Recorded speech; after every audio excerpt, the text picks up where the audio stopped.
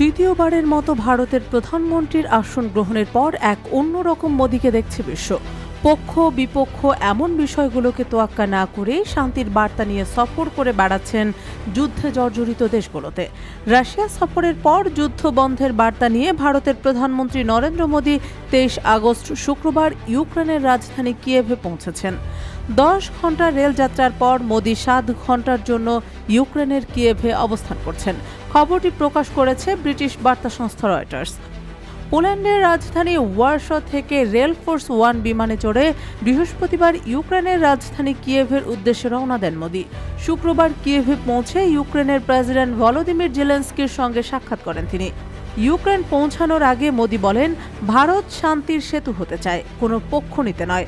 কিন্তু সমালোচকদের অনেকের দাবি, পশ্চিমাদের খুশি করতেই ইউক্রেন সফরে গেছেন মোদি। সামাজিক যোগাযোগ মাধ্যমে মোদি বলেছেন, বন্ধু ও অংশীদার রাষ্ট্র হিসেবে আমরা আশা করছি ইউক্রেনে দ্রুতই শান্তি ও স্থিতিশীলতা ফিরবে। মনে করা হচ্ছে, কূটনৈতিক ক্ষেত্রে ভারসাম্যের বার্তা দিয়েই এবার রাশিয়ার শত্রু দেশে গেলেন ভারতের প্রধানমন্ত্রী। সমালোচকরা অবশ্য বলছেন, যুক্তরাষ্ট্র সহ পশ্চিমা দুনিয়াকে সন্তুষ্ট করতেই তার এ সফর।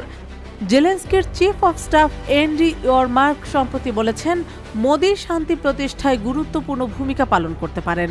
মোদির কিয়েভ সফরে দ্বিপাক্ষিক সম্পর্কের পাশাপাশি শান্তি প্রক্রিয়া নিয়েও জেলেনস্কির সঙ্গে আলোচনা হতে পারে। তবে ইউক্রেনের অনেকেই মোদিকে রুশ প্রেসিডেন্ট ভ্লাদিমির পুতিনের ঘনিষ্ঠজন বলে মনে করেন। ফলে মোদি একজন মধ্যস্থতাকারী হিসেবে কতটুকু কার্যকর ভূমিকা রাখতে পারবেন সেটিও স্পষ্ট নয়।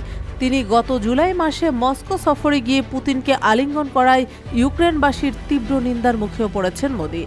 উল্লেখ্য যে 1991 সালের পর এই প্রথম ভারতের কোনো প্রধানমন্ত্রী ইউক্রেনে গেলেন। রাশিয়ার হামলা শুরুর পরে অবশ্য একাধিকবার ইউক্রেনের প্রেসিডেন্ট ভলোদিমির জেলেনস্কির সঙ্গে তার আলোচনা হয়েছে। গত 8 জুলাই ভ্লাদিমির পুতিনের সঙ্গে দ্বিপাক্ষিক বৈঠকে অংশ নিয়ে রাশিয়া সফরে গিয়েছিলেন তিনি। এদিকে রাশিয়ার সঙ্গে ঐতিহাসিকভাবে ভালো সম্পর্ক ভারতের। এছাড়া আঞ্চলিক প্রতিদ্বন্দ্বী চীনকে মোকাবেলায় পশ্চিমা দেশগুলোর সঙ্গে ঘনিষ্ঠ নিরাপত্তায় অংশীদারিত্বের সম্পর্ক বজায় রাখছে ভারত।